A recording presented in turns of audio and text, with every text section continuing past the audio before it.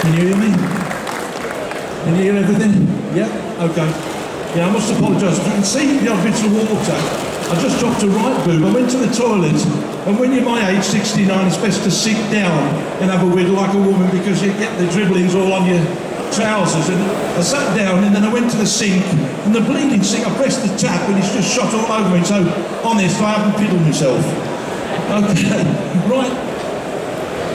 What I'm going to talk to today, and I'm deliberately keeping away from ego trips.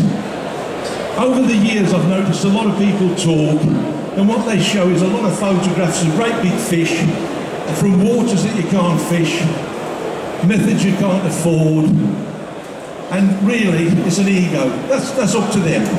Today, I want to do down the River Severn, the Warwickshire Avon, everything, a local river to us, and hopefully, every species I talk about, there might be one tip that could help you. Now, some of the species you might say, Christ, that's old hat.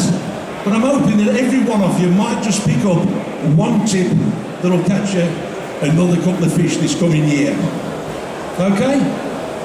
If the river finally comes down, use these methods. First of all, the Severn is, people talk about the Thames and the Trent and all these rivers are the best rivers in the country.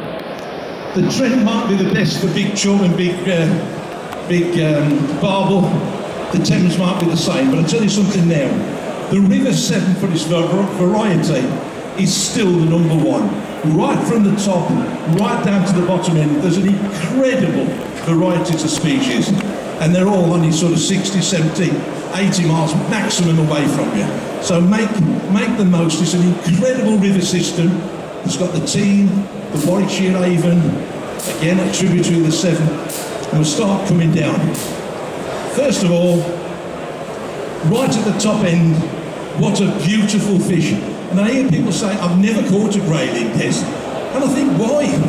There's loads of water on the Team, around Ludlow, around Tenbury, where there's lots and lots of grayling. In the top end of the Severn, I've personally had some very, very big fish. And my tip for these is most people will tell you snow on the ground, frost, all the old books. And let's face it, some of the old books that were wrote by people 100 years ago, they caught sod all and knew sod all. They really did, they didn't catch that much. And they wrote things like tench were doctor fish, nothing had tench. And yet I found it to be one of the best live baits you can use on some waters.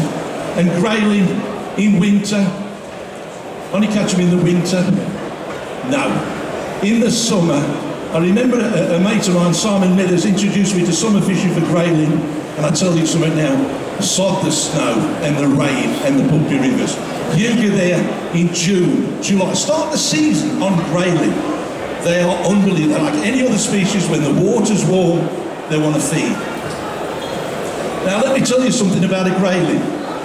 They're unique in that all through the course of our fishing, when I'm on guide days or whatever, I will tell people to feed. Feed, feed. As you're setting up, put some feed in. As you're tackling up, put some feed in. As you're putting your seat down, put some feed in. By the time an hour's gone, everything's prepared and ready to catch a decent fish. With grayling, it's just the opposite, especially on the Severn. Mainly on the Severn, there's very few fish. And the big ones are just like me, in that if there's a pork pie on the table, I get it. Right? These kids, compared to me for the pork pies, they might run playing football, but I'll tell you something now, when the pork pie's on the table, they get knocked over and I get the pork pie. And that's the same with a big grayling. When you arrive at a grayling swim, don't take any notice of what people say, throwing a handful of bait in, and then another handful, set up another handful, then put your float in and follow it down. No. Do yourself a favour, just throw literally 2 or 3 maggots in, and then wait. Then put 2 maggots on a size 16 or a 14. About 10 minutes later, just trot it down, no other feed at all. Desi Taylor for the pork pie, he comes and gets it. You're avoiding all the smaller fish. As soon as you start putting too much bait in, you will attract a load of trout and a load of the smaller fish. You can do that later. Believe me, I've proved it on the test, the team, the 7. The first couple of casts for the big fish is when you're going to get it. But if you put a lot of bait in and attracted all the shoal, you ain't going to get it. Everybody's getting it. You know, even me with the pork pies. If there's 20 pork pies on the table, then kids can have a feed. If there's one pork pie, it's my pork pie. The method, got to be a float in it. Always got to be a float. Probably on a lot of the top end of the 7, one of the most inefficient ways of fishing. Because what happens is, there's very shallow water, then a little pool of water, then shallow water again. And half the time, you're not fishing efficiently. What you're doing is you're holding the float back, waiting for the weight to go into the pool. By the time it's been in there 10 seconds, the float's dragging along and you're out of it. In those waters, I know the traditionalists will say, you've got to float fish for grayling. No, you haven't. Put a small lead or a little feeder into the hole and just wait. It's sitting there all the time. By all means, on a straight stretch of water, then you know, you can float fish. Magic, the same as, you know, any other species. But if you're up the top end of the 7, on the team, or tiny rivers, believe me, a little lead, or a tiny little feeder, with just a bit of feed in. And again, what I will do is I will put 2 maggots on a 16 or on a 14, a short hook length, a big hook length hook, it'll get it down. They're stupid fish. They're unfished forward at the top end of the 7, nobody travels up there, and you will hook one deep down. You don't want to do that. If you use a short hook length, put the lead in, straight in the hole, 2 maggots on a 14, no bait, you'll get the big one. It's worked for me lots and lots of times, and it'll work for you. So remember, it ain't always in the winter, it ain't always on the float. That was a better fish, a known fish. You can see this one is not on the 7, this was one off the test, and I wanted to prove a point to a chap. My mate John Chester, he said that fish there, which was over 2 pounds, the best fish in the swim. And I said, how many fish are in there? He says, there's quite a few. He says, but that one, he says, it's got a split fin, it's the best in the swim.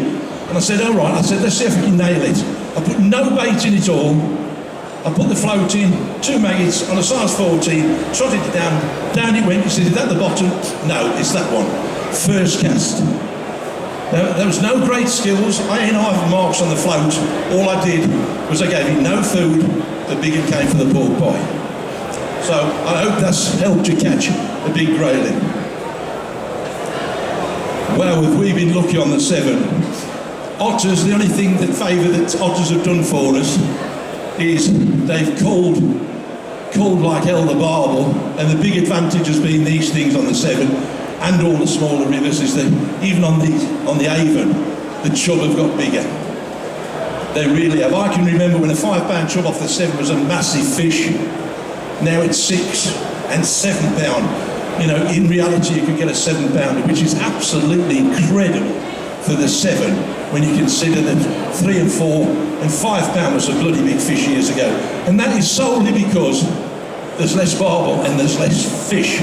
And unfortunately we've got to make the most of it. This is one of the species you can make the most of it with the chub. These are fish at Coalport. Years ago, if you had 3 or 4 pounders, now average fish 4 pound. On guide days and my own personal days, we've had 6 and 7 weighed 5s, including a couple of 6s.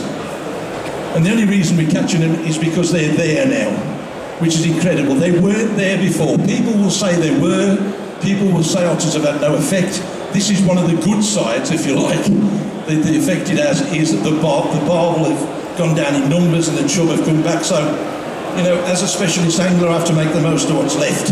And this is a species left. A small piece of lamprey, a tiny, tiny little piece of lamprey, put on a single hook or a bigger piece on a pennel, which is 2 hooks. If you want to know more about that, come and see me after the talk. Put that out, single piece, full of blood. They absolutely love it. These fish are predatory. I've caught using spinners I've caught chub, 4 ounces, 2 ounces, when they're, when they're little tiny fish and they're predatory then. So at this weight, they will take lamprey. The other thing I've noticed, I'll talk about that in a minute. The other thing I've noticed is that a lot of people will put bread mash in and then fish flake or crust in it. I rarely put mash in it now. I tend to keep away from what everybody does, because if I do what everybody does, you'll catch the same as everybody else.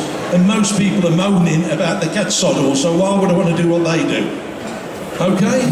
So when they're putting, I think a cloud in clear water of bread mash frightens them. All I tend to do is put pinches of bread, roll it up so it's gone doughy, and I just keep flicking in the odd ball of bread. And then I put a piece of crust or a piece of flake for them. But lamprey is an incredible bait for them. This, I hope the EA are here, or the Angling Trust are here. I've been moaning about this now for the last 6 years. It's foam, it's white foam. Brown foam normally means that it's like a natural foam from protein or floods or whatever. When it's white, it's detergent. And when this is on the water, it's an absolute killer. It doesn't kill fish. I've phoned that many times to tell the people at the EA, and all they say is, "Are there any fish dead?" I say no. Phone goes down, they couldn't give a toss. And then they say, "Well, just because you can't catch a fish doesn't mean they aren't feeding." And I say, isn't it funny, every time I have a bad day or can't catch a thing, that's on the water. In fact, on my guide days, and people will tell you, when I get there on a guide day and this is on the water, very often I'll say, "I'll tell you what happens here. We're going to catch sod all up till 12 o'clock. And if this phone's still on, we go in and I'll give you a free day." Because it's like playing football and not being on the pitch. It's really that bad. And the EA do sod all about it, like they do sod all about most things. Here's the type of fish now. This one was from Hampton Load. It's off BAA water. What an incredible fish. This was a winter fish. Over £6. I only dreamt of fish like this years ago. And I'm probably a worse fisherman now than I was when I was trying to catch a 6. I'm a lot older.